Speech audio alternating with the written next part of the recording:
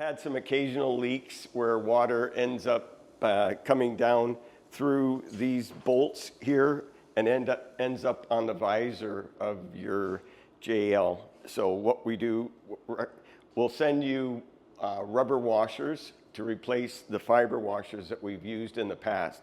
So for the most part, if you've gotten it within the last couple of years, we've had a fiber washer and we've switched to a rubber. So just use a 7/16" wrench and a Phillips screwdriver and remove this.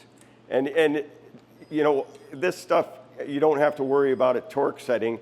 It's just a matter of making sure it's just a snug fit when you tighten it up and reseal it.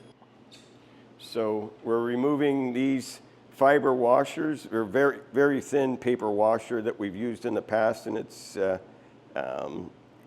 it was good, but we've got something better. So now we're using the rubber washer here. And what you do is just put that on and put it back in.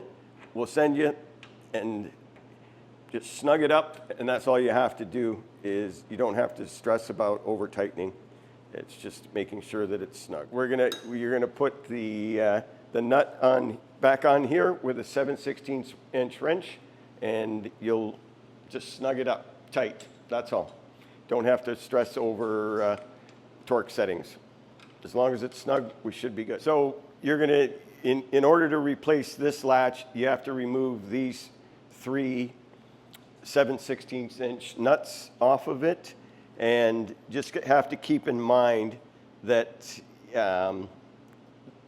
do these one at a time so you don't mix up this spacer with this spacer, because they are tapered a certain way to accommodate the crown in the roof. So you have a lower piece here and a larger edge here because of the taper in the roof. Okay, so you just remove these 3 and put the new latch on, and you're all set with new rubber washers. But if you do get some water in there, and it would just be a slow leak coming down through here. The top does not leak across the front 100%. It's just these sometimes due to vibration loosening or air, they are a little loose, so you might get a little water there. So what you do is this can be tightened with a 7/16" wrench, and there's a Phillips screwdriver head on the top. So you would just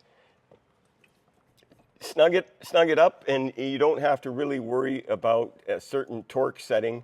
As long as it's snug with our washers, it should block any kind of water. This latch here